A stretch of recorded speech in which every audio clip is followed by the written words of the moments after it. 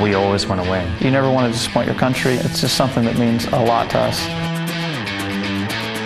It was embarrassing last year, and we want them to feel like we felt last year. It's the biggest win of the year if we can pull it off.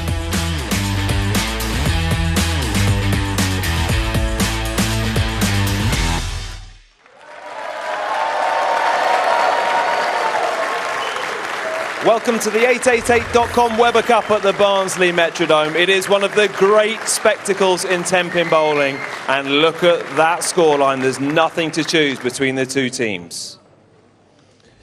We always expect drama here at the Metrodome. This year has been no exception. The Americans took an early lead. We had 2 perfect 300 games in the first session. And then Europe started their stunning comeback.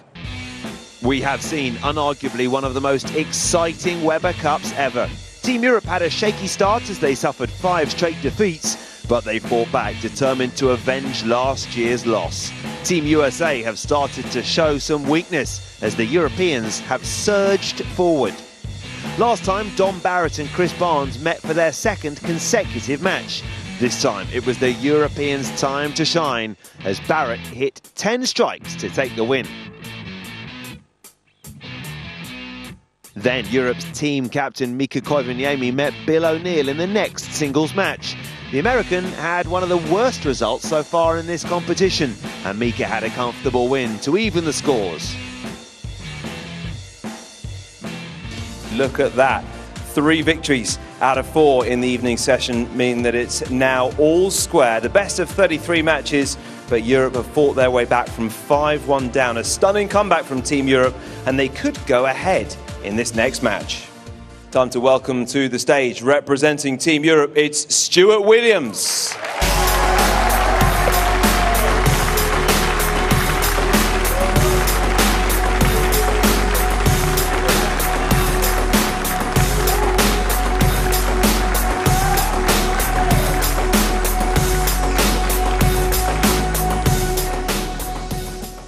And representing America, Mr. 300, Tommy Jones.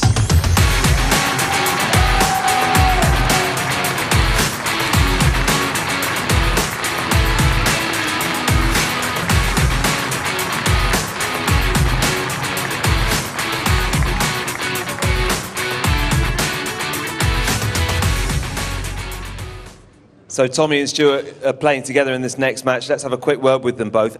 We were looking forward to this match because you are 2 players that have come together in the past. You've had a real rivalry, and you're both not afraid to give it a bit of chat, especially to each other. Yeah, I think that would be accurate to say that me and Tommy aren't afraid of starting the chit-chat when we're playing. Last year you had a couple of close, tight matches, and this year it's been an amazing fight back for Team Europe. How do you assess your team's performance over the last couple of sessions? I mean, it's been amazing, especially the Baker games. We've been playing so well as a team. I mean, for Dom to come back and win that second game after losing the first game was huge for us. I mean, that's such a difficult thing to do mentally, to come back against, I mean, one of the best bowlers in the world and then beat him the second game. That was fantastic for us. And then for Mika to come out and with the new ball he drilled and then take Bill down to get us back to 8 each, this is perfect for us now for the last 2 games. And just going back to the chat, obviously Team Europe have the momentum at the moment. Will you be getting the chat fired up from the very start or seeing how it pans out? I might wait till I get a double. Tommy, looking forward to this one. It's always good seeing you guys play together. Yeah, Stu and I have had some great matches, all around the world, and I don't expect this to be any different.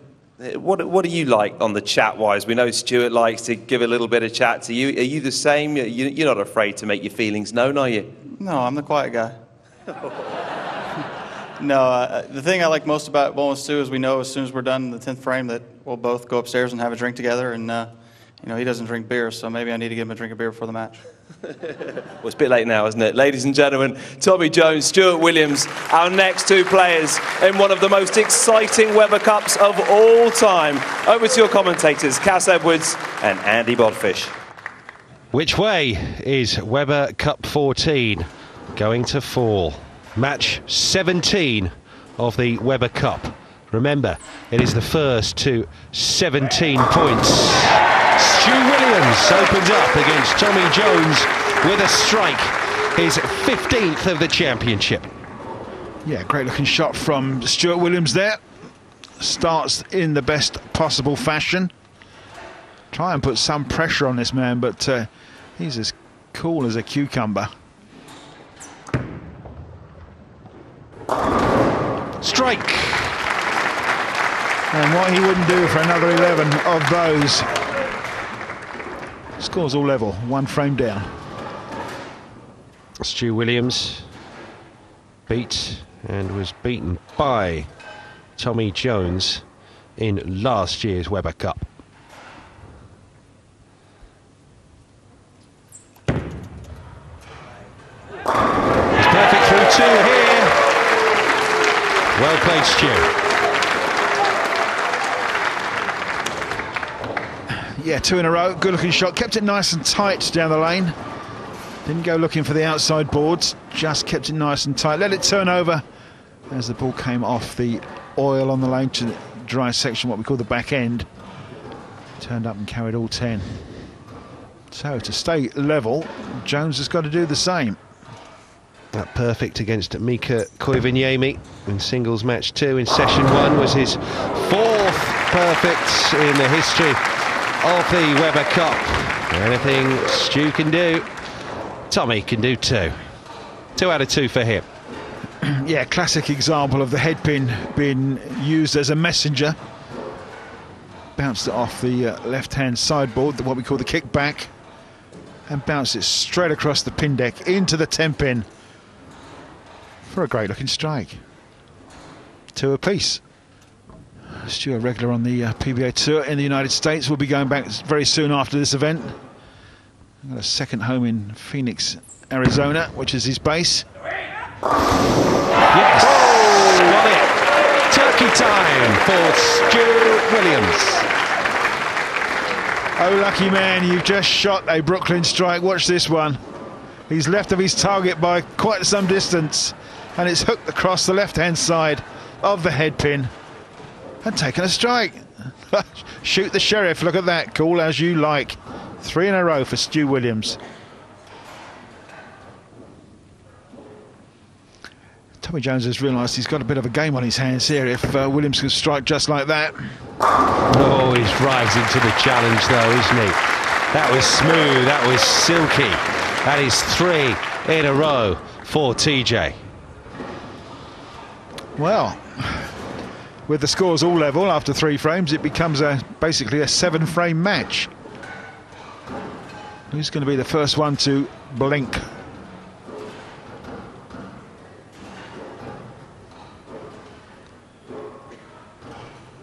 Stu Williams, the first English player to win on the PBA Tour, the back end of 2011. Remains perfect through 4 here. Good on you, son. Yeah, he's started to enjoy himself. He's been on 3 television finals in the United States. He's no stranger to playing in front of the cameras. He's no stranger to winning on the European Tour as well in the American close season. Is there pressure on Tommy Jones? Well, on paper it says yes. In Tommy Jones' mind it probably says no, because he's going to be looking to bury this one right in the pocket for 10. Got it. Stu Williams, 4 strikes from 4. Tommy Jones, 4 strikes from 4. This is high quality 10-pin bowling. Yes, it's interesting, isn't it? 4 strikes apiece. 8 strikes in a row for these 2. This ball just holds on to pocket. A little bit high on the headpin, but no one's going to complain. Certainly not TJ, Tommy Jones. A lot of strikes so far in this tournament, all the 3s. 33, 3 and 3.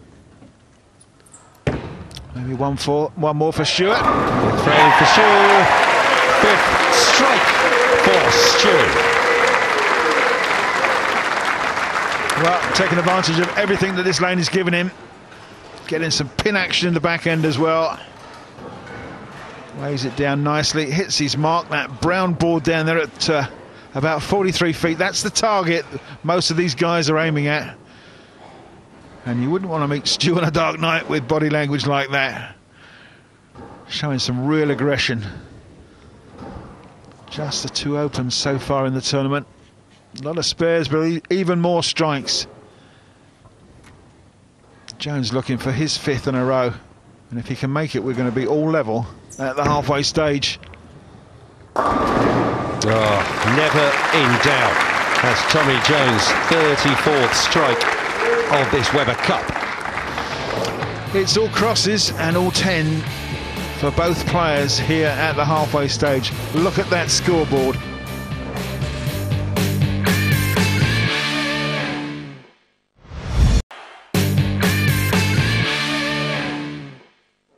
Scores are level at 8 apiece here at the Webber Cup, and both Stu Williams and Tommy Jones are on for a perfect game in this singles match. Let's hand back over to your commentators, Cass Edwards and Andy Bodfish.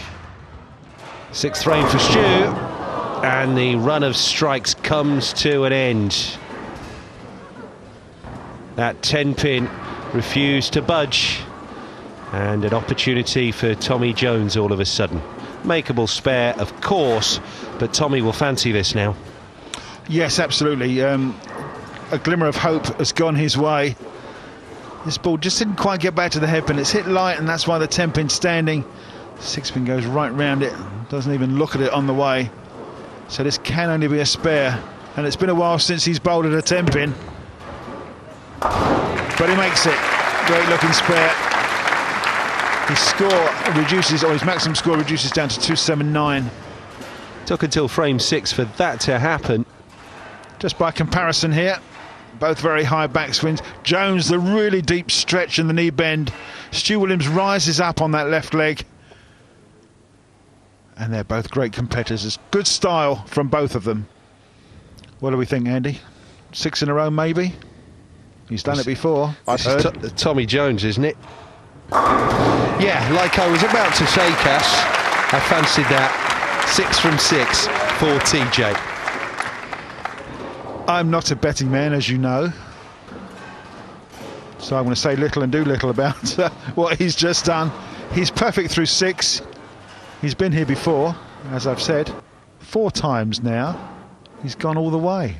It's still tight. Stu's got to keep striking. Oh, no, dear, oh dear. And again, all gone wrong for Stu Williams, and he knows it.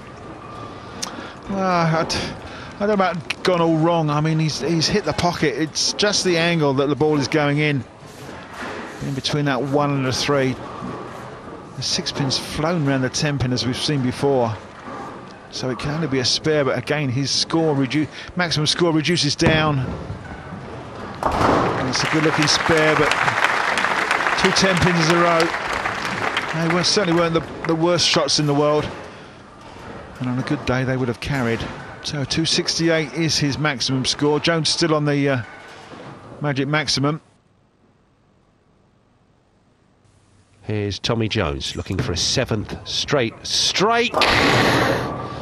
No, it's a spare. There will be no perfect game this time for TJ. Well, he hopes it may be a spare. It's a big split. This one's just got away from him. Got snag up in the oil on the outside. He's missed his mark there, and it's not coming back.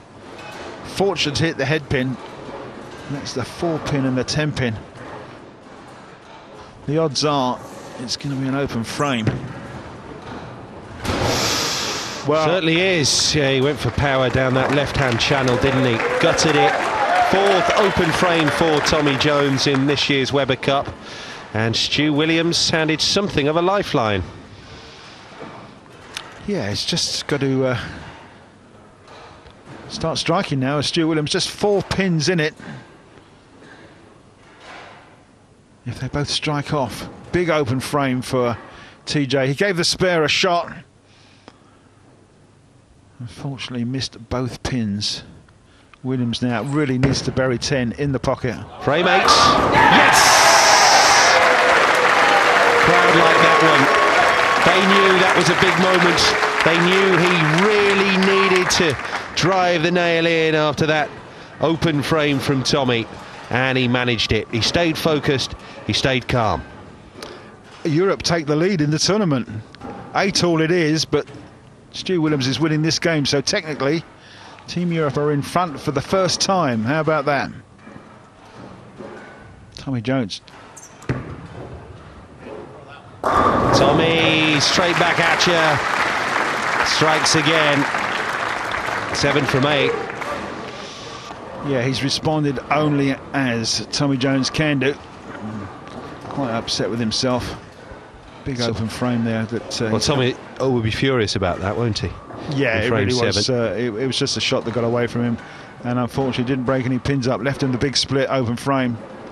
But this is the foundation frame for Stu Williams, working on a strike, and how much he would like another one. No, not that time. Oh dear. Real pedestrian bowl that, really, by Stu Williams standards. What was going on there? Short of follow through, and the speed was, well, he's left of target and the speed is down, which allows that ball to hook much too early. He's left himself a big split. It's a makeable spare though. It's the 3, 4, 6 and the 7. Can he give it a shot? Oh, no, not quite. Unfortunate no, but it's pins lost. Clipped away the 9 pin. Yeah. Back with Tommy. What can he do here? 7 strikes in this game so far for Jones. Can he make it 8? We're in frame 9. The answer is yes. That is a magic ball in the 9th frame. Sets himself up for victory here, does TJ. Stu's got some work to do to go 232, and that may not be enough. Stu, perfect through the first 5 frames. Then came spare, spare, strike, spare. I beg your pardon, open. Now we're into frame 10. Better, much better from Stu. This is still Tommy Jones's to lose, though. Yeah, Stu can strike out for 232. Jones will need to make a spare in the 10th frame to secure victory. Again, the pace was a little down, and he's left the 3, 6 and 10 there, has Stu. Just faded a little bit in the second half of this game.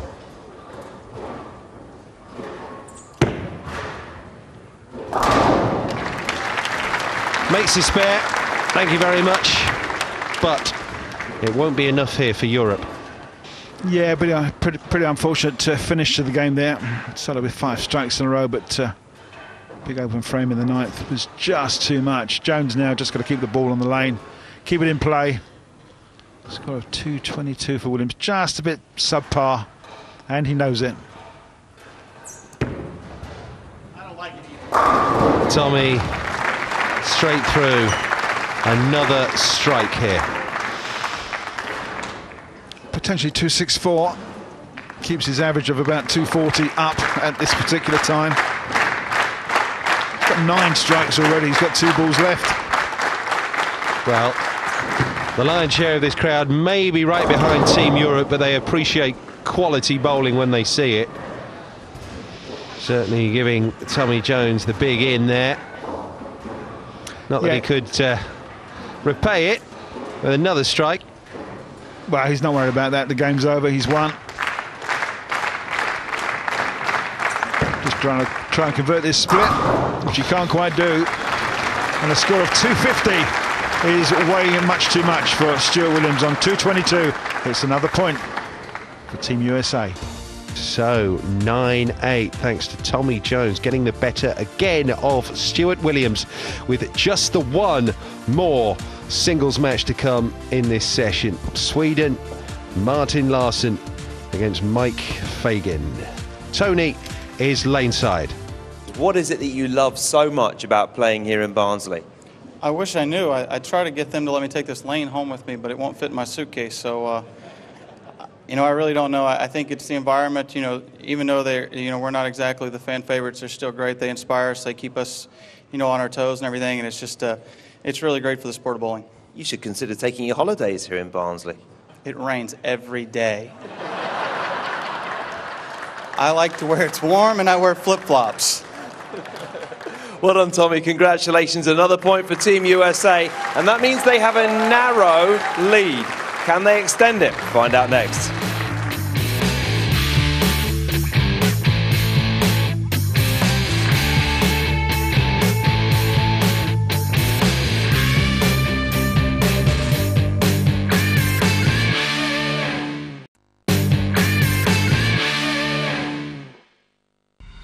We're in Barnsley for Weber Cup 14. Fans have gathered for one of the most exciting tenpin events to cheer on the stars of the sport.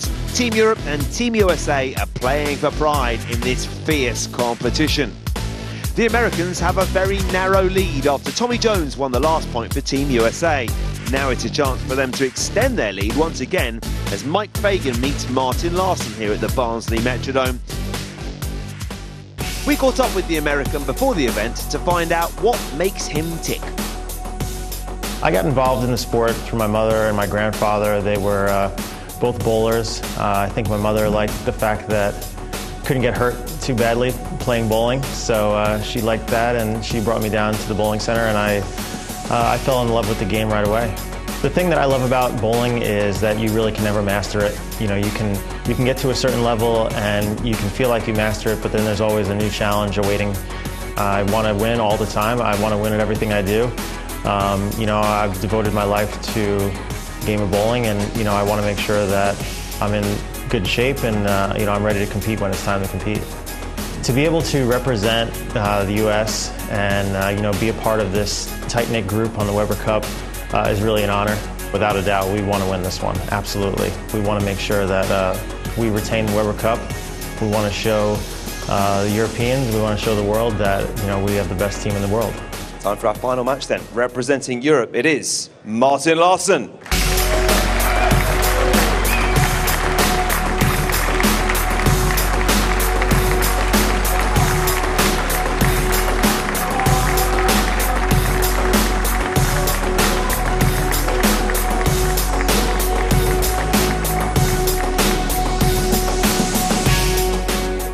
And representing Team USA, Mike Fagan.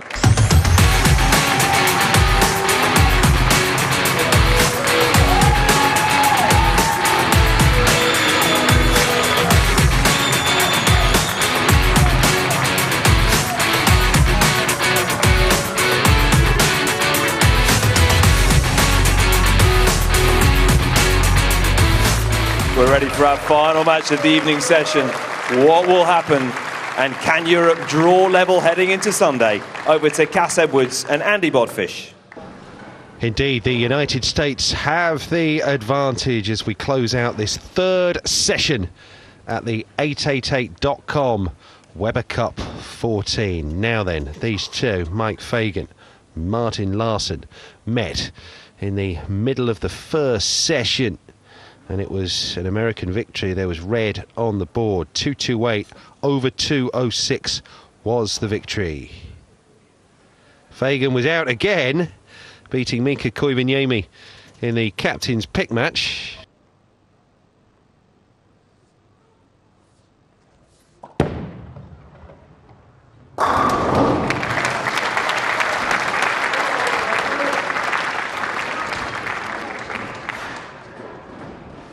Fagan, no stranger to bowling on television, 21 TV finals on the PBA Tour. Recently came back from European Tour in Vienna, where he came fourth. Two team captains there, keeping an eye on what's going on in the final game of the session. Mike Fagan's opened up with 10, and so has Martin Larsson. Two great looking shots right in the pocket for the right-handers. Good stuff. That's the way to start off. Yeah, Martin Larsson way left on the approach with his feet, where that's his starting point. Zips that ball back right into the pocket, and a big smile to start with. That means everything's fine. Just going to hope that he can stay there for the next 8 or 9 frames. As will this man, the king of swing. Mike Fagan can't wring that tenpin away. Good looking shot, hits the pocket nicely. called the king of swing. He's got that very, very high backswing. The snap of the wrist drives that ball back into the pocket. Unfortunately, the six-pin lays flat in the channel and can't hit that single pin out. So it can only be a spare. Oh, or it could be pass. Or it could be an open frame, and Chris Barnes can't believe it. I said earlier on, these guys, if they leave a 10-pin in the corner, they haven't bowled at one for about 2 or 3 hours, and all of a sudden they've got to hit a 10-pin. And Fagan just cannot believe what he's done. Missed it on the inside, just didn't give it any space to roll onto the pin at all. Well, that shot there of Chris Barnes head in hand could be one of the images of this Weber Cup if things don't go the United States way from here on in. Yeah, picture speaks 1,000 words. Yeah, Chris Barnes not happy with what he's seeing. Chance here for Larsen and Europe. Oh, no! Dear, oh dear. So nearly, not quite though, for the Swede. Yeah, it looked as though it had chances, didn't it? He's in the right area of the lane, he's in his zone, it's light in the pocket, but there's so much mix going on there, and that pin could have gone across and knocked it over. Just didn't have quite enough on it, did it? And down comes the pin spotter to grab it. Can only be a spare. And that's the way you take the 10 pins away, Mike Fagan. Mike's up now. Frame 3. Slightly pressure time on Fagan after missing that single pin spare, which you really shouldn't miss. Got to get his confidence back and get right in the pocket. Well, he's going to have the opportunity to shoot at this 10 pin yet again straight away. So really putting pressure on himself. This one really has to be good. Well, this is where you really learn about the mental toughness of these guys, because this is the same test. He failed it just a few moments ago. No bother this time. That's how to make your spare with that standing 10 pin, and that will do Mike the world of good. Larsen's got an early lead, small as it may be. It's Larsen. It is 2 strikes from 3 for the Swede. Yeah, really nice looking shot here from Martin. It's a situation so far, it's early doors, but it's a small lead for Team Europe. Larsen showing some of the form that he's had recently on the European 10-pin bowling tour. Couple of victories, one out in the Middle East. Coming here to the Weber Cup, but as all players in this event, they'll soon be going straight back to the States for the PBA World Series of Bowling. Fagan rings 10, his second strike in 4 frames.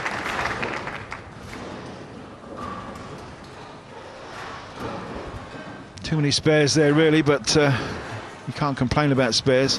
One open frame is absolutely acceptable. Just needs to turn a few spares into strikes if he possibly can, especially in this game. It's the last game of the session.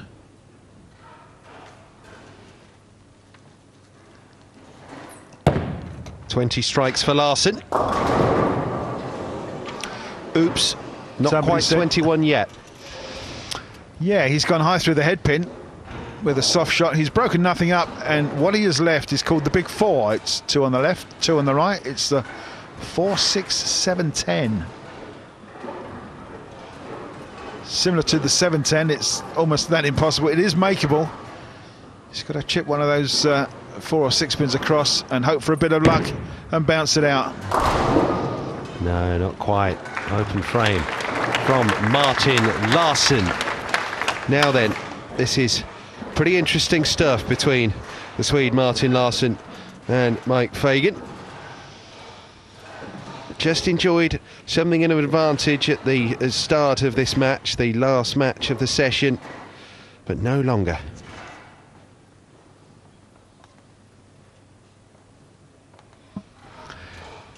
Big ball for Fagan, working on a strike. Larsson's had his open frame, and that's got to be right in there for another 10. 2 in a row.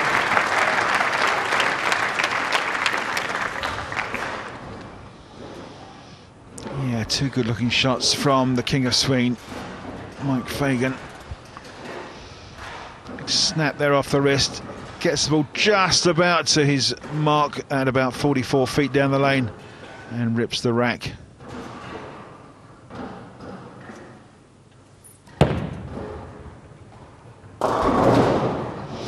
Left those 3 on the right-hand side, Martin. There's something he doesn't like. Yeah, two shots out of the pocket, right through the head pin. Leaves the 3, the 6 and the 10 pin, which is a makeable spare, unlike his last frame when he had the big 4. Just a little bit of overreaction at back end. Obviously that last area of the lane is now getting dry, and the balls are reacting it on it a bit more fiercely than certainly Larsson is liking. Nicely done, nicely dispatched there from Martin Larsson.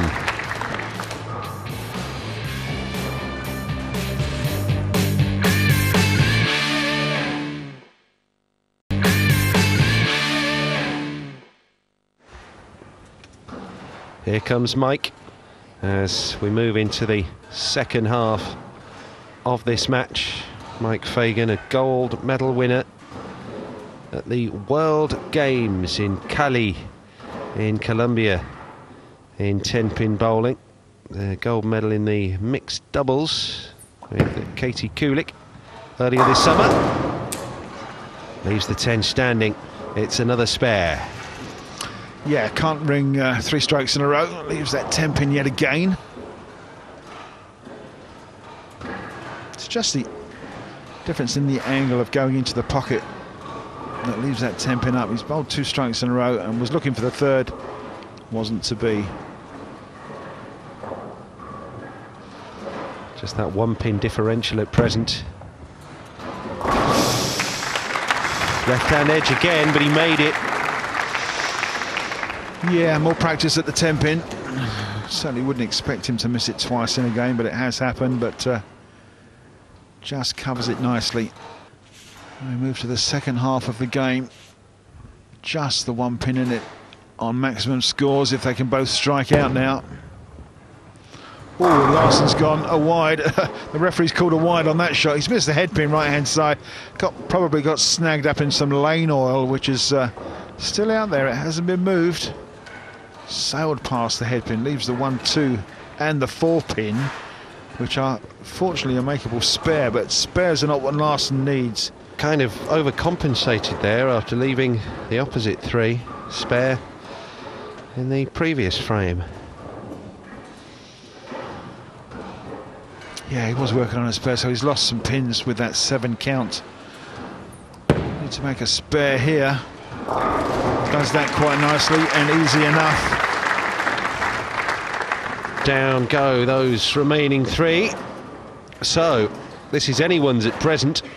Frame 7.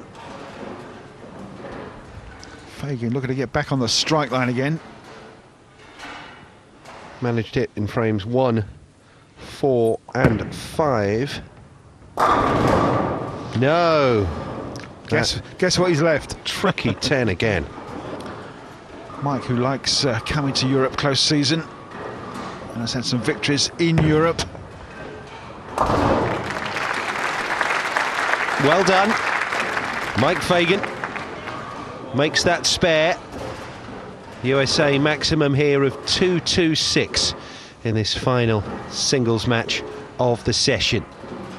And it's either going to be 10-8 US or 9-all, and it's a big difference, and it affects the way you traipse back to the hotel and gear yourself up for the final 2 sessions of this Weber Cup. Martin Larsson. Strike! For the first time since frame 3. He needed that. He got it. Yeah, I don't know if you noticed, it was a tactical ball change there as well. Just to change the angle of entry into the pocket and carried all 10 pins. He had to do something. He'd gone 3 frames in a row without a strike, and at this level you really need to be making 10. So it was a great adjustment he's made there, and hopefully he can double up on that.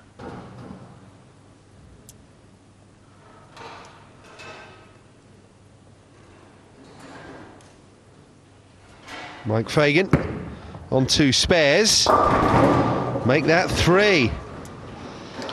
Well, I could see that was wrong as soon as it got off his hand. He's way left on his approach there. The ball's delivered. As soon as it came off his hand, it was left, high through the head pin. Went pretty straight, actually. Just have a look at this. Well inside his mark. I'm not quite sure what he was looking for there, but leaves the 3-6-10. He's lost pins with a 7 count. Certainly not many balls going in the pocket in this this match so far. Nicely made though, nicely finished off by Mike. Yeah, could only be a spare, and his score drops down to a maximum 213. Well, Larsson can still go 223 if he can go off the sheet. He's working on a strike. It's his time to take advantage. He's made the ball change in the last frame. It worked for him. Can he do it again? Okay, he's taking a re-rack for some particular reason, which only he knows, which is allowed to do. Fresh set of pins, standing up in a true triangle. Martin was a winner in San Marino earlier this year. 6 EBT titles next to his name. Wants to be a Weber Cup winner again for Europe. Strike! 2 in a row for Martin Larsson. Yes, and a very happy European contingent. Martin just trying to set himself up here for the victory.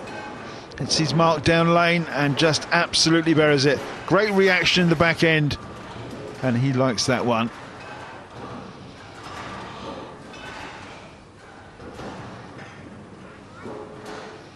Keeping calm though, back in the chair is Martin Larsson. I was going to say, yeah, he's looking very relaxed, isn't he? He's taken the lead. He's working on 2 strikes of pressure now. Foundation frame for Fagan. Goodness me. Leaves the 7 that time. Spare again, and there really have been too many of those for Team USA's liking. That is 4 in a row now. Yeah, got to shoot a single pin spare on the left-hand side of the pin deck now, so he moves his feet across to the right of the approach, and he'll go right to left, but pretty straight. 6 spares in this game alone for Mike Fagan, all but one of them made now.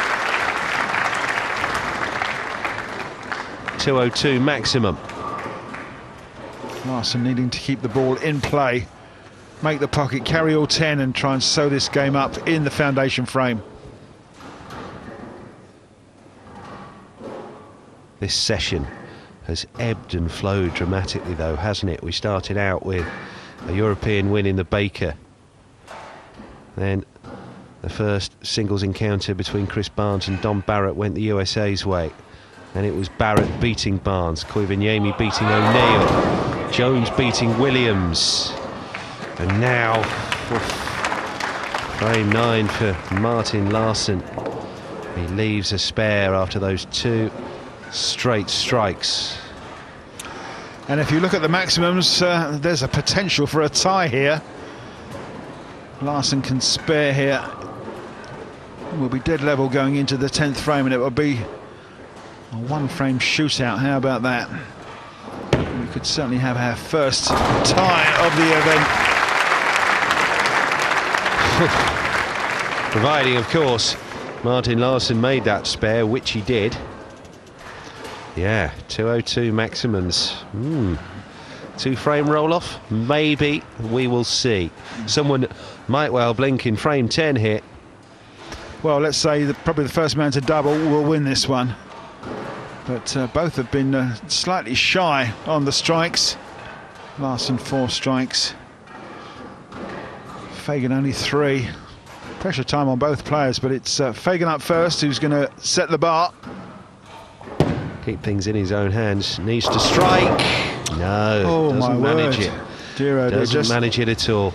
Just an 8 count, and Chris looks rather concerned because not only is it 8, but it's also a little sleeper, the 2 and the 8 pin, which is not the easiest spare. His score maximum drops to 190 if he can spare this.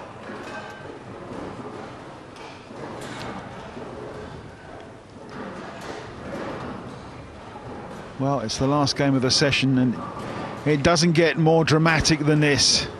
Pressure really much here on Mike Fagan. The king of swing needs to make a spare and then hit 10.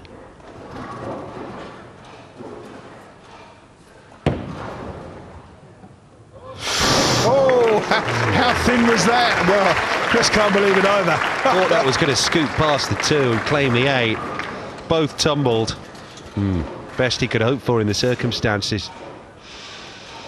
Well, the situation is that he's made a spare here, a strike for 190, which means that Martin Larsson, ninth best strike, and he will win by a pin. Needs 10 just to have a chance, anything less, and I'm sure Larsson's going to tidy it all up. No, just never looked fully confident there, did he? Mike Fagan will have to sit back and take the medicine, I suspect, here. Martin Larsson stepping up here to level the Weber Cup at 9-all. How about that after the end of the 3rd session with 2 more to come? Well, he doesn't need a strike, but 9 spare would be good.